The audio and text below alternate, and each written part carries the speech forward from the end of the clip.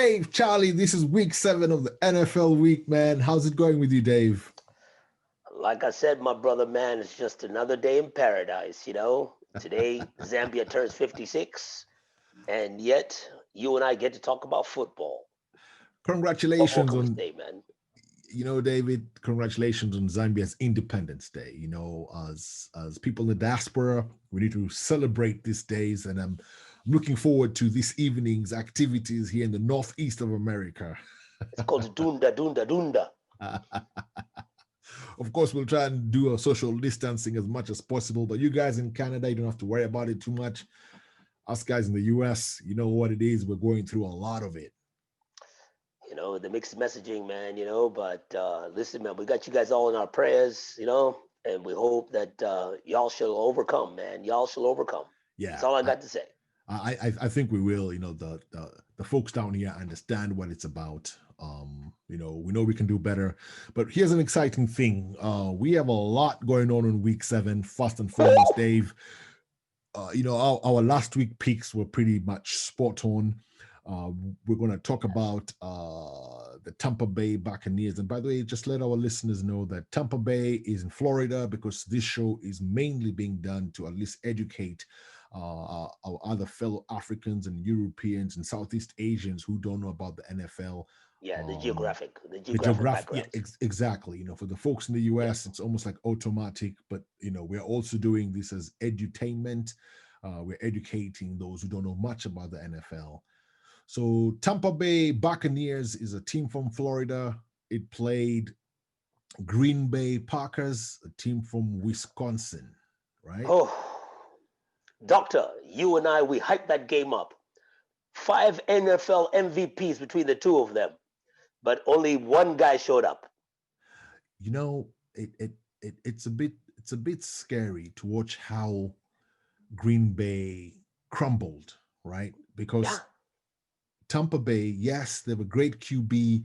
Yes, Green Bay have a great QB, but I want to give credit to the defense because that defense just was a stalwart. In Zambia, we have a police. When I was growing up, we had a police force called the Flying Squad. Right. When the Flying Squad showed up, everybody was covered. There was nobody getting out. It was just no way. And they called them in for emergency services. Aaron Rodgers was witnessing what the Flying Squad is all about in Tampa Bay. Yeah. He had no time. Ozzy, he couldn't even put on his underwear. He had no time. Listen, I watched that game, and at some point, I could not believe that Aaron Rodgers was once an NFL champion, right? and a 2-time MVP. And a 2-time MVP. So that tells you how that young defense in Tampa is actually on point, right? And then, back in the day, defenses won NFL titles. And then that kind of got away. Offenses were lighting it up. But here we are, week 6. Defenses have actually come out. The games are hard. The scores are low. And I think Tampa Bay held it down, man. Tampa Bay was, again, it was old school. They went back to that Tony Dungy era, man. Warren Sapp. Let's get after the quarterback. Let's make him, as Shaquille says, barbecue chicken. That's my barbecue chicken over there, man. Let me go get it. I felt sorry for Rodgers, and then on the other side of it, you give Tom Brady that kind of cushion, saying that it's okay, we're going to do this for you. All you got to do is manage the game, and the Hall of Famer did it, man, to a T. Yeah. I want you to understand, Aussie, they had 0 penalties. 0. Here's even what's scary, David. The way Tampa Bay played, and then Tampa Bay has just signed in Antonio Brown. My brother, man, you got to give the NFL, you got to give America credit, man. They are the land of opportunity. They are the land of redemption. They are the land of second chances. That's all I got to say, man. Antonio Brown, fantastic football player. plenty of issues off the field, but fantastic football player. And for the league to give him a second chance. Two, now is for the public to give him a second chance, as to say, hey, you know what? I've done my time. I've served my penance. You know what? I'm trying to rehabilitate myself. It just makes Tampa Bay richer, man. Tom Brady got to play one game with him at the Patriots. One game. And he scored a touchdown, right? Not scored a touchdown. They lit it up. So for him to go, and I want you to understand, he gave up Russell Wilson to be with Tom Brady. That makes sense. But he was working out with Russell Wilson all summer. Russell Wilson was mentoring him. I think it goes both ways, right? You're mentored by Russell Wilson, who's a quarterback of Seattle Seahawks. Yep.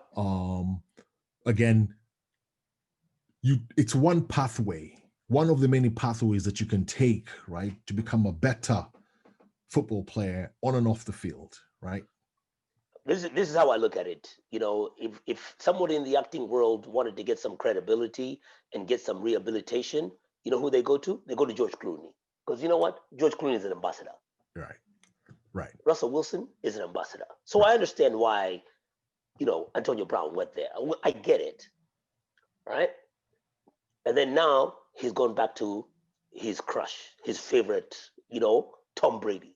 And Dave, and I've nothing against that, because you know what? Nothing against it.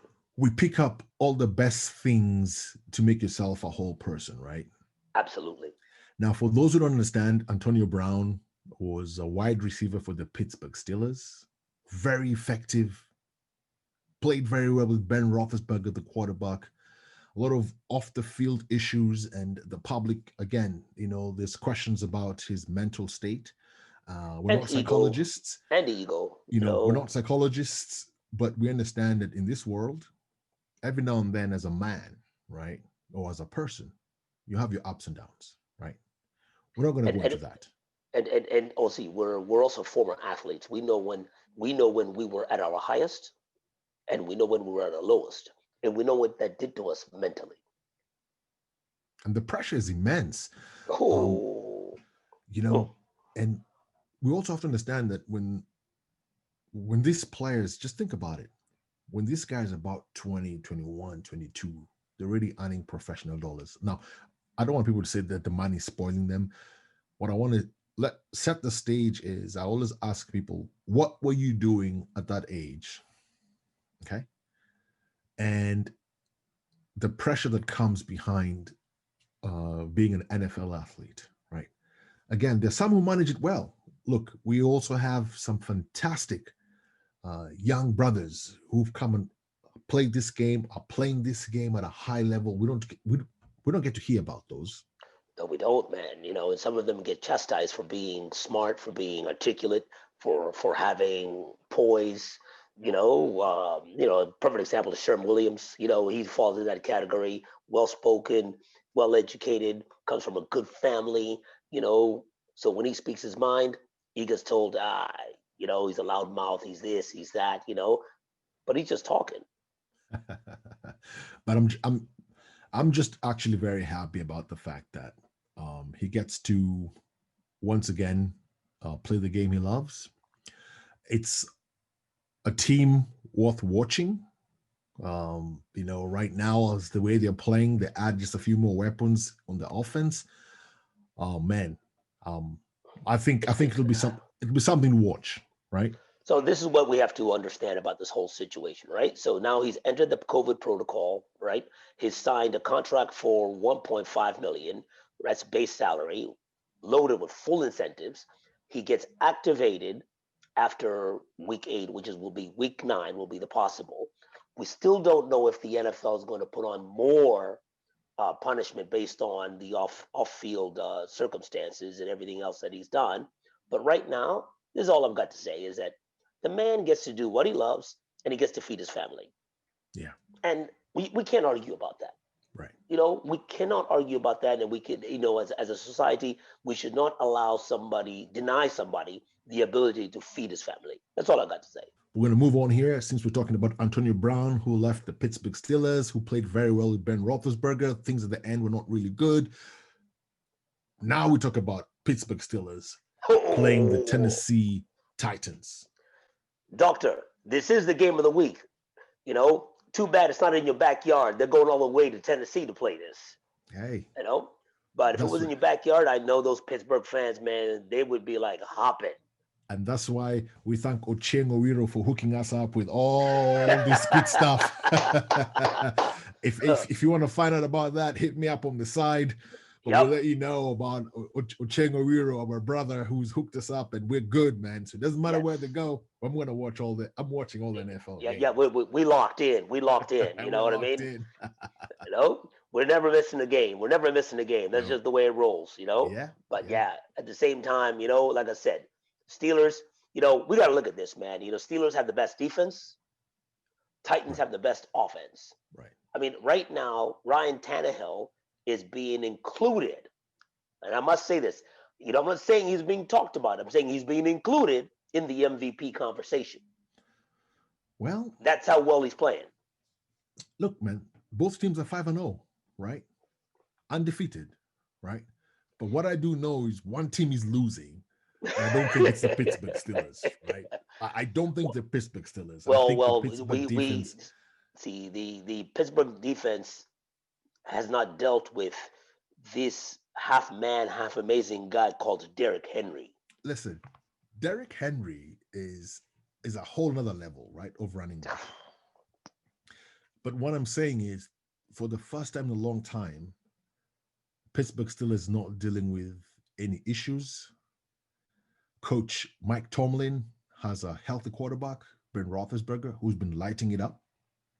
For the first time, Ben Roethlisberger probably feels he's being supported by the whole organization because there's no more Antonio Brown conversations. The running back that now has moved to Kansas. Le'Veon Bell. What is it? Le'Veon Bell. Le'Veon Bell. Remember? We get to see him this week. Right. We get to see him this week. Now, so you see, all those things add up. For the first time, what's coming out of Pittsburgh is just pure football, right? And it's true, you know, Doc. I'm so glad that you bring that up. You know, Mike Tomlin has what we call a quiet house. Yes, they're just about business. And I'm looking forward to seeing what Tomlin does with the quiet house, because some of the noise is created by the media, right? Again, the people in the media, like I said, I don't think it's diverse enough. They don't give credit where credit is due. No, they don't. And our chance here is to highlight some of what we call black excellence, right? And the NFL is full of it, but we don't hear about it. Mike Tomlin's perfect example. Perfect example. And you know, leadership, you know, bringing men together, bringing a community together, you know, weathering the storm, because last year, the year before, both of them were just storms. They were just storms. Yeah. And look at it. He's righted the ship. They're 5-0. Big Ben is on a swan song. I wouldn't be surprised if he retires after winning this year. I would not be. Yeah, believe me, I would not be. All the data and all the live action we're seeing, for me, I think it's pointing towards Pittsburgh being in the final game. That's what it looks like. Everybody will have to come, you know, to what we call, you know, that Three Rivers area. You know, whoever's in the AFC, they're going to have to come there to play, especially if Pittsburgh wins this game on Sunday at 1:00 against Tennessee. It means that everybody's coming to Three Rivers area and experience what it's like to play playoff football in January in Pittsburgh. And you and I both know, man, there's not a heater in hell that can help you with that. Let me tell you, man, Pennsylvania is a state on its own, man. We do things hard. The Pittsburgh culture is a grinding culture. Just remember the steel industry. Pittsburgh built a lot of the U.S. Most of the U.S. steel. That's why it's called Steel Town. That's why it's called Steel Town. And the mentality is bar none. Yeah. Hard knock, right? These guys believe in grinding. Whatever we get ourselves into in Pittsburgh. And listen, I have no regrets being in the Pittsburgh area. I love it. And it's just a beautiful place to be when football is around. Yeah. But again, we can always improve the football coverage. And that's why we're here, right? We're talking about Absolutely football from our perspective. And last but not least, Dave, here is the Steelers have been preparing for Tennessee for 2 weeks. See, Tennessee, I think the Pittsburgh Steelers did they have a bye? Or no, man. Don't you remember? They played the Eagles, and the Eagles took them down to 2 points, and then Carson Wentz called he called his number. He called his own number, and they got stopped. Didn't make the 2 point conversion, and Eagles lost by 2. But that was week 5. Week 6, who did the Steelers play in week 6? They didn't play anyone, so they had a bye. Yeah. So they've had 2 weeks preparing for Tennessee Titans, right? Tennessee Titans barely have had 5 days to prepare for the Steelers, right? Well, the Tennessee Titans, remember, they got through COVID scare. They had to get their game moved. They came on and they beat the crap out of the Bills without having a single practice. Right. Now, the Bills is different, okay? I'm not saying they're bad. I'm just saying it's different. But you're coming to a team that has had 2 weeks to prepare for you like the Steelers, right? It's an uphill task for Tannehill and Henry, right? Well, Uphill task. all I could say is, Doc, there's a lot of memes out there for, I guess that cornerback, that Derrick Henry, on a play that didn't even count because there was a penalty, but Right. somebody was made to look like a child by Derrick Henry, and everybody, I watched every single morning show. These guys talking about football, and they're just like, my gosh, Yeah. That's gosh. that's the move where Derrick Henry gave a stiff arm, right? Yeah, Boom. yeah. Made a stiff Right. arm and said, you know what? Kid, you know what? This Ugali is not for people like you. This Ugali is for us. May the real men stand up, right? That's what You it know what I was. mean? It was a real Ugali Skumawiki moment. Right. For those in rugby, that's standard. Yeah. The stiff arm is a Yeah. handoff. And this guy has been delivering mature handoffs. Yeah. I for one think he's been watching a lot of rugby footage because that's a weapon on its own. Yeah. The stiff arm. Most NFL players I watch carry the ball in the wrong hand, right? Yeah. In rugby, we've always been taught that whenever you're approaching the opposition, right, you shift the ball to the side that's away from the defense, and then your arm becomes another weapon, a shield to just tap somebody a little bit to allow you to continue proceeding, and he's perfected it. At least in the NFL, I've never seen anyone use that stiff arm like the way Derrick Henry uses it. I haven't seen a stiff arm like that since Franco Harris, man. Mhm. I mean, I'm sorry. It's like, woo. Like what did Ludacris say? Move, get out the way. Get out the way. So we've talked about the Steelers. Let's just mention a few other games, Dave, that you want our listeners to be aware of. Oh my gosh, people need to just, we can't talk about all these games, but we just stay in tune. You got some good headlines over here, man. Like take for example, you got the Panthers and the Saints. Teddy Bridgewater going back to the team that he was a backup for 2 years. Mhm. You've got Bears and Rams Monday night. Nick Foles, he played for the Rams, with under one of the worst coaches ever. We won't even talk about that. And then you've got Browns Bengals, man. 2 number 1 draft picks. Who's going to be the king of Ohio? Stay tuned, people, man. Just watch some football. That's all I got to say. Dave, that's a very, very, very, very good way of trying to wrap up this. Last but not least, we got to talk about the Eagles. We got to talk about the New York Giants. How did that game unfold? At one point, it looked like it was messy, but Carson Wentz.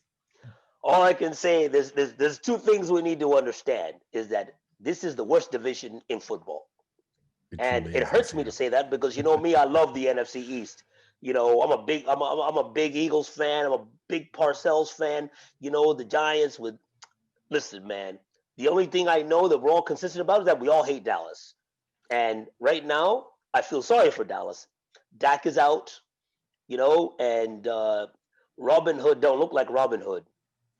So I tell you what, gentlemen and listeners and ladies and all our friends and everyone out there that's listening to us, there's a lot of football to be watched this weekend.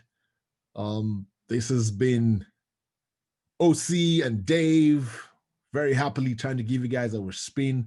We're going to have more information, more news, and more football stuff and any other stuff around. But we're looking forward to this. Dave, Exactly. last thoughts. We'll do our best. Well, last thoughts, is I just want you guys to understand, going back to that Eagles Giants game, there was a guy by the name of Adam Jones, Daniel Jones, sorry. He broke out and was going for what we call an 80-yard or 100-yard, almost 100-yard touchdown. That is, for you Kenyans, this is not a marathon. It's a Usain Bolt run. But unfortunately, my friend ran into what we call a pothole. He ended up with a puncture, and he never got over the line. All I want to say is that if we see another play like that this weekend, it will be epic, because never in the NFL have we had a weekend where we have plays like that in more than one game. Tell you what, Dave, thanks a lot, man. We let's check out these games, then let's touch base. As we say, OC, to your pothole, to my pothole, as long as we know how to get around them, it's been another good episode. Thank you, Until Dave. next time. Till next week. Cheers, everyone. Peace.